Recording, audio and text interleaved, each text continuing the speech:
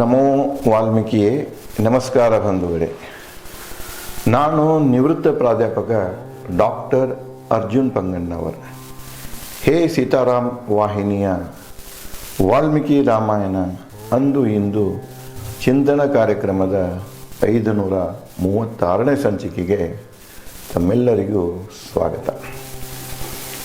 ಹಿಂದಿನ ಸಂಚಿಕೆಯಲ್ಲಿ ನಾನು ಹನುಮಾನನು ಇಡೀ ಲಂಕಾ ನಗರಿಯನ್ನು ಸುತ್ತಿ, ಮನೆಗಳನ್ನು ಸುತ್ತಿ, ರಾವಣನ ಅರಮನೆಯನ್ನು ಸುತ್ತಿ ನಿರಾಶೆಗೊಂಡಿರ್ತಾನೆ.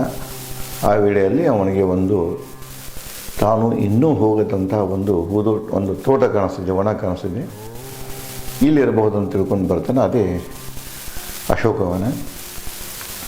ಅಶೋಕವನ ಪ್ರವೇಶಿಸುತ್ತಿದ್ದಂತೆ ಅಲ್ಲಿ ಒಂದು ಸೌಂದರ್ಯವನ್ನು, ಗಿಡಬಳ್ಳಿಗಳ ಸೌಂದರ್ಯ ಮತ್ತು ಅವುಗಳ ಪ್ರಭೇದಗಳನ್ನು ಕೂಡ ಇಲ್ಲಿ ವಾಲ್ಮೀಕಿಯವರು ಭಾಳ ಅಚ್ಚುಕಟ್ಟಾಗಿ ನಮೂದು ಮಾಡ್ಯಾರ. ಅದಕ್ಕೆ ನೋಡ್ತಾನೆ, ಅಲ್ಲಿ ಒಂದು ಅಶೋಕ ವೃಕ್ಷ ಇರ್ತದೆ.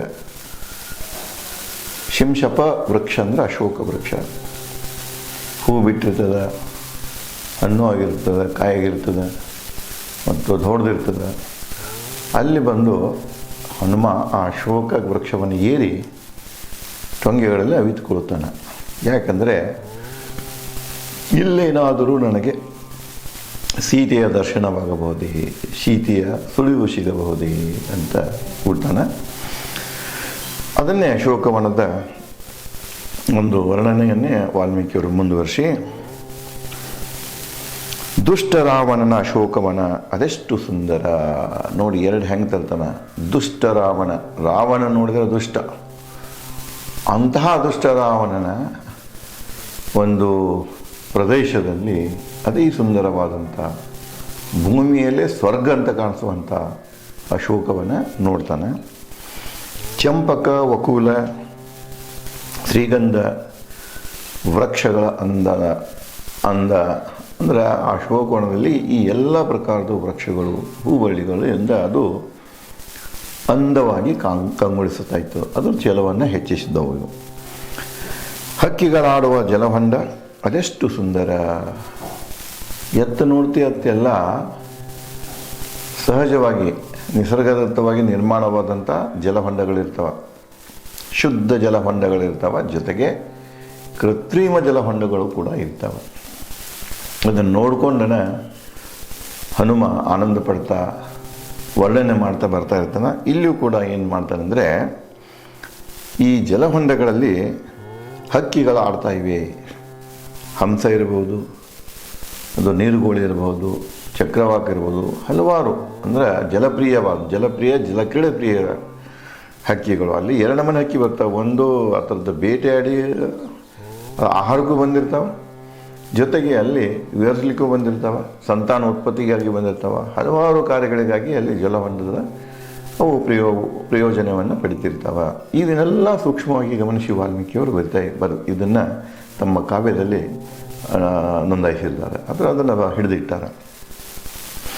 ರಾಮನ ಪತ್ನಿ ಸೀತೆ ಬರುವಳಿ ಹೊಂಡಕ್ಕೆ. ಸೀತೆ ಆ ಹೊಂಡಕ್ಕೆ ಬರಬೇಕು, ಜಳಕಕ್ಕೆ ಬರಬೇಕು, ನೀರು ಒಯ್ಯಾಕರೆ ಬರಬೇಕು. ಈಗ ಒಂದು ಗಾದೆ ಮಾತಿದೆ ನೋಡಿ, ಊರಿಗೆ ಬಂದವಳು ಅಂದರೆ ನೀರಿಗೆ ಬರಲೇಬೇಕು. ಹಳ್ಳಿಗಳಲ್ಲಿ ನೀರಿದ್ದ ಮೂಲಗಳು ಯಾವಿದ್ದು? ಹೊಕ್ಕು ತುಂಬುವ ಬಾವಿ, 1-2 ಬಾವಿಗಳಿರ್ತಿದ್ದು. ಹೆಣ್ಮಕ್ಳು ಮುಂಜಾನೆ ಎದ್ದುಕಲ್ಲ ಬಾವಿಗೆ ಬರ್ತಿದ್ರು. ನೀರು ತೊಗೊಂಡು ಹೋಗ್ತಿದ್ರು ಕುಡಿಲಿಕ್ಕೆ, ಜಳಕಕ್ಕೆ. ನಂತರ ಬಟ್ಟೆಗಳನ್ನು ತೊಳೆದು, ದನಕರಗಳಿಗೆ ಮೈ ತೊಳೆದು, ಅವಕ್ಕೆ ನೀರು ಕುಡಿಸೋದು, ಎಲ್ಲ ಚಟುವಟಿಕೆ ನೀವು ಸಾಮಾನ್ಯವಾಗಿ ಇವತ್ತು ಕಡಿಮೆ ಆಗ್ತಾ ಹೋಗಿದೆ ಬಿಡಿ. ಹಿಂದೆಲ್ಲ ಹಳ್ಳಿ 50-60 ಪೂರ್ವ ದಶಕದಾಗ ಹೆಚ್ಚು ಕಡಿಮೆ ನೀವು ಹಳ್ಳಿಗಳಲ್ಲಿ ಹೋಗ್ತಾ ಇದ್ದಂದ್ರೆ ಈ ದಶ ಸರ್ವೇ ಸಾಮಾನ್ಯವಾಗಿತ್ತು. ಅದಕ್ಕೆ ಜನ ಏನು ಹೇಳ್ತಾರೆ ಅಂದರೆ, ಹೊಸದಾಗಿ ಯಾರಾದರೂ ಮದುವೆ ಆಗಿ ಹೆಣ್ಮಕ್ಳು ಈ ಊರಿಗೆ ಬಂದಿದ್ರಂದ್ರೆ ನೀರಿಗೆ ಬಂದೇ ಬರ್ತಾರೆ. ಹನುಮ ಕೂಡ ಇಲ್ಲಿ ಹೇಳ್ತಾನೆ, ಇಲ್ಲಿ ಹೊಂಡ ಇದೆ, ಸೀತೆ ಇಲ್ಲಿ ಬರ್ತಾಳೆ. ನೀರಿಗಾದ್ರೂ ಬರ್ತಾಳೆ, ಬಟ್ಟೆ ತೊಳೆಕಾರಣ ಬರ್ತಾಳೆ, ಜಳಕಕಾರಣ ಬರ್ತಾಳೆ. ಯಾವುದೇ ಒಂದು ಉದ್ದೇಶಕ್ಕಾಗಿ ನೀರಿನ ಬಳಕೆ ಬೇಕಾಗಿರ್ತದೆ. ಅದಕ್ಕಾಗಿ ಈ ಜಲಹೊಂಡದ ಬಳಿ ಬಂದೇ ಬರ್ತಾಳೆ ಸೀತೆ. ಇನ್ನೊಂದು ಗೊತ್ತಿರ್ತದೆ, ರಾಮ ಹೇಳಿರ್ತಾನೆ ಹನುಮನಿಗೆ, ಸೀತೆ ನಿಸರ್ಗ ಪ್ರಿಯರು, ಅರಣ್ಯ ಪ್ರಿಯರು. ಅರಣ್ಯದ ವಾತಾವರಣದ ಪ್ರಿಯಳವಳು. ಅದಕ್ಕೆ ಇಂತಹವೆಲ್ಲ ಜಲಹೊಂಡಗಳಿದ್ದು ಅಂದ್ರೆ, ಇಂತಹ ಗಿಡಬಳ್ಳಿಯ ಹೂಗಳಿದ್ದು ಅಂದರೆ ಇಂಥಲ್ಲಿ ಅವಳು ಬಂದೇ ಬರ್ತಾಳೆ ಅನ್ನುವಂಥದ್ದು ಹನುಮನಲ್ಲಿ ಒಂದು ನಂಬಿಕೆ ಇರ್ತದೆ. ಅದಕ್ಕೆ ಅವನು ಹೇಳ್ತಾನಂದ್ರೆ, ರಾಮನ ಪತ್ನಿ ಸೀತೆ ಬರುವಳು ಈ ಹೊಂಡಕ್ಕೆ. ರಾಮನ ಪವಿತ್ರ ಪತ್ನಿ ಹೃದಯಶ್ರೀ. ನೋಡು ಕವಿ ಇಲ್ಲಿ ಸೀತೆಯ ಗುಣಗಳನ್ನು ಇಲ್ಲಿ ವರ್ಣನೆ ಮಾಡಲಿಕ್ಕೆ ಶುರು ಮಾಡ್ತಾನೆ. ರಾಮನ ಪವಿತ್ರ ಪತ್ನಿ. ಹಾಗೆ ರಾಮ ಏಕಪತ್ನಿಯನ್ನು ಹೊಂದಿರ್ತಾನೆ, ಏಕಪತ್ನಿ ವ್ರತವನ್ನು ಹೊಂದಿರ್ತಾಳೆ. ಹಾಗೆ ಅವಳು ಕೂಡ ಏಕಪತಿ ವ್ರತವನ್ನು ಹೊಂದಿರ್ತಾಳೆ. ಒಬ್ಬನೇ ಗಂಡ. ಅವನ ಬಿಟ್ಟು ಕನಸಿನಾಗೂ ಸಹಿತ ಮನಸ್ಸಿನಾಗೂ ಸಹಿತ ಈ ಪರಪುರುಷರ ಬಗ್ಗೆ ವಿಚಾರ ಮಾಡಿದಂಥ ಹೆಣ್ಣು ಸೀತೆ. ಅದಕ್ಕೆ ಇಲ್ಲಿ ವಾಲ್ಮೀಕಿಯವ್ರಿಗೆ ಏನು ಕರೀತಾರಂದ್ರೆ, ರಾಮನ ಪವಿತ್ರ ಪತ್ನಿ ಹೃದಯಶ್ರೀ. ಲಕ್ಷ್ಮಿ ಕರುಣಾಮಯಿಯವಳು, ದೊಡ್ಡ ಹೃದಯದವಳು, ವಿಶಾಲ ಹೃದಯದವಳು, ಕರುಣೆಯನ್ನು ತುಂಬಿಕೊಂಡಂಥ ಹೃದಯ ಶ್ರೀಮಂತಿಕೆಯನ್ನು ಹೊಂದಿದಂಥ ಸೀತೆ. ಹೃದಯ ಶ್ರೀಮಂತಿಕೆಯನ್ನು ಹೊಂದಿದಂಥ ಸೀತೆ. ಅರಣ್ಯ ಅನುಭವಿ ಜಾನಕಿ. ಹೆಸರು ಜಾನಕಿ, ಜನಕರಾಜನ ಮಗಳ ಆಕೆ ಜಾನಕಿ ಅಂತಾರೆ. ಆಕೆಗೆ ಅರಣ್ಯದ ಸಾಕಷ್ಟು ಅನುಭವ ಇದೆ. ತವರು ಮನೆಯಲ್ಲಿ ಇದ್ದಾಗ ಬಾಲ್ಯದಲ್ಲಿಯೂ ಕೂಡ ಅವಳು ಸಖಿಯರೊಂದಿಗೆ ಅರಣ್ಯಗಳಲ್ಲಿ ಅಲ್ದಾಡ್ತಿದ್ಳು, ಅರಣ್ಯ ಸುಖವನ್ನು ಹೊಂದಿದ್ದಳು. ಆಕೆ ಬಾಲ್ಯದಿಂದನೂ ಅರಣ್ಯ ಅಂದರೆ ಆಕೆಗೆ ಬಹಳ ಸಂತೋಷ ಇತ್ತು, ಬಹಳ ಪ್ರಿಯವಾಗಿತ್ತು. ಅದರ ಅನುಭವ, ಅರಣ್ಯಗಳ ಅನುಭವ ಅವಳಿಗೆ ಇತ್ತು. ಎರಡು ರೀತಿ. ಒಂದು ಬಾಲ್ಯದಲ್ಲಿ ತವರು ಮನೆಯಾಗೂ ಆಕೆಗೆ ಅರಣ್ಯದ ಅನುಭವ ಇತ್ತು. ಮತ್ತಿಲ್ಲಿ ಗಂಡು ಮನೆಗೆ ಬಂದ ನಂತರ ರಾಮನ ಜೊತೆಗೆ ಸುಮಾರು 10-11 ವರ್ಷ ಅರಣ್ಯದಲ್ಲಿ ತೆಗೆದಿರ್ತಾಳೆ. ಒಟ್ಟು ಅರಣ್ಯದ ಸಂಪೂರ್ಣ ಅನುಭವ ಸೀತೆಗೆ ಇದೆ. ಅದಕ್ಕೆ ಅರಣ್ಯ ಅನುಭವಿ ಜಾನಕಿ ಬಂದೇ ಬರುವಳು, ಈ ಹೊಂಡಕ್ಕೆ ನೀರಿಗಾಗಿ ಬಂದೇ ಬರುವಳು ಅಂತ. ಮೃಗಾಕ್ಷಿ. ಮತ್ತು ಇವರು ಕವಿ ಹೇಳ್ತಾನ, ಅಕ್ಕಿಗೆ ಏನಂತಾನೆ ಮೃಗಾಕ್ಷಿ.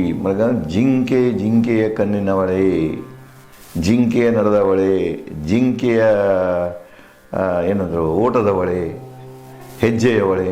ನೋಡಿ, ಹೆಣ್ಣನ್ನು ಜಿಂಕೆಗೆ ಸಾಮಾನ್ಯವಾಗಿ ಹೋಲಿಸೋದು ಒಂದು ಕವಿ ಪರಂಪರೆ ಇದೆ. ಇಲ್ಲಿ ವಾಲ್ಮೀಕಿಯವರು ಕೂಡ ಆಕಿ ಕಣ್ಣುಗಳನ್ನು ಜಿಂಕೆಗೆ ಹೋಲಿಸ್ತಾರೆ. ಜಿಂಕೆ ಅಂತ ಕಣ್ಣುಳ್ಳವಳ.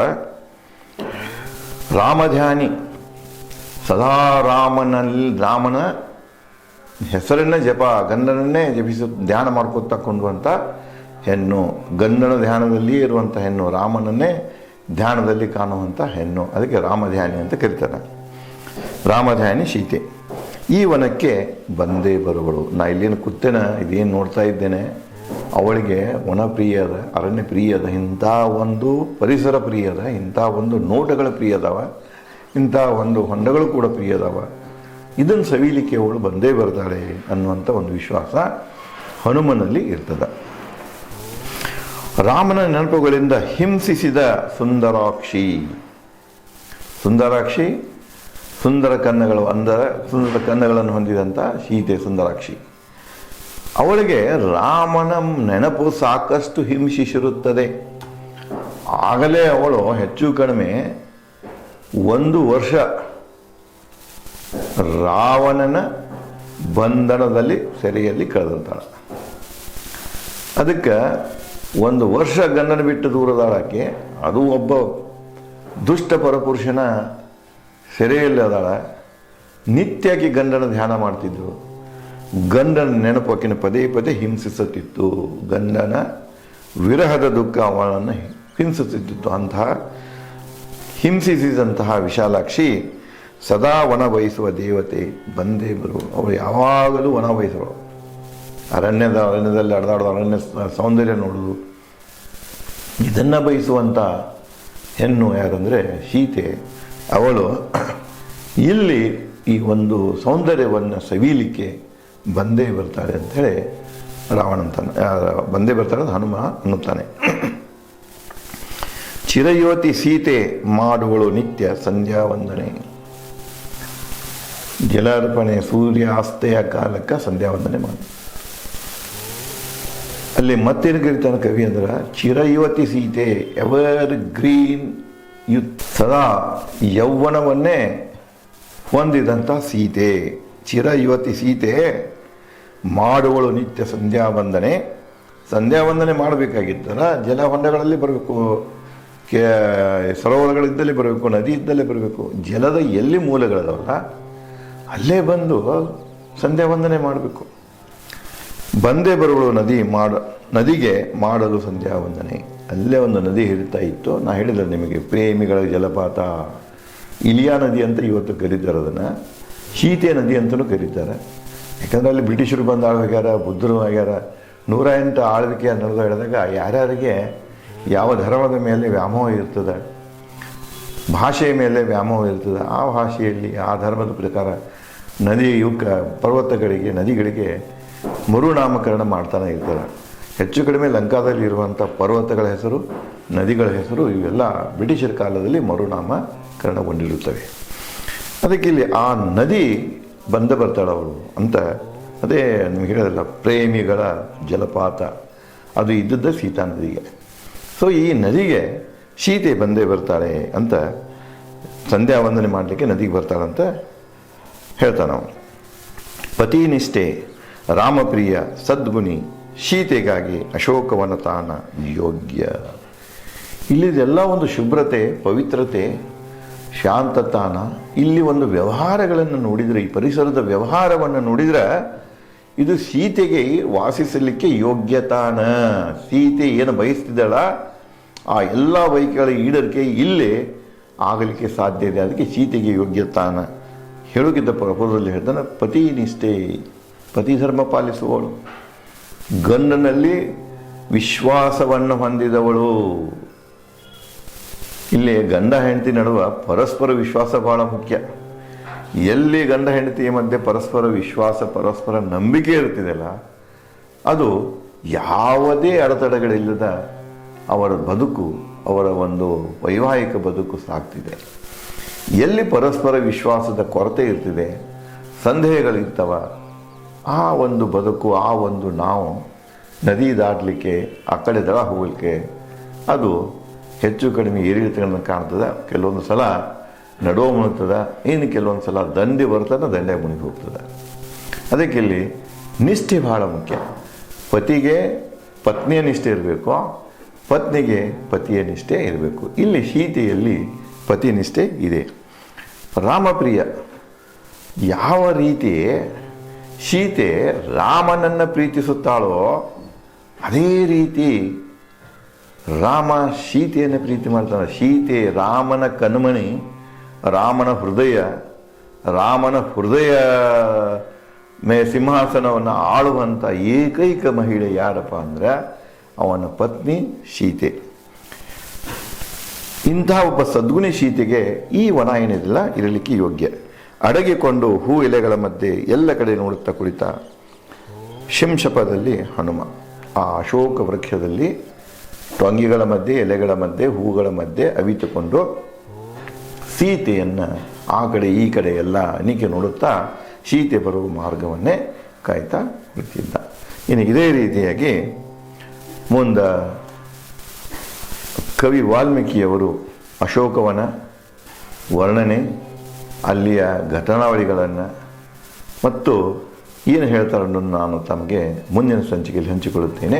ಧನ್ಯವಾದಗಳು.